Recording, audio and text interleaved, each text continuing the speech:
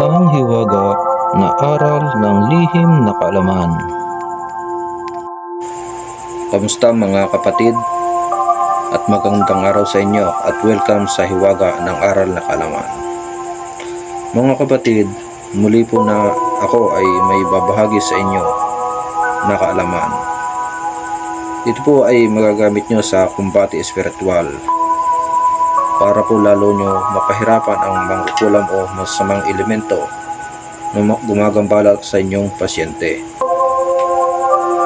Mga kapatid, ito po ay mga lihim na talim ng Ama na kayang pumuksa ng mga nasa panig ng kasamaan.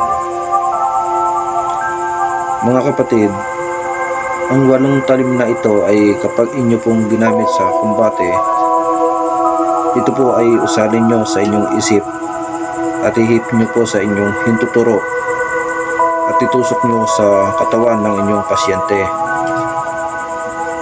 Mga kapatid,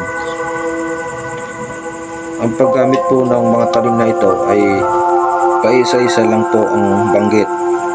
Huwag nyo po ito usalin lahat at baka po kayo ay maubusan ng pondo. Mga kapatid, ingatan nyo lang po ang mga talim na ito.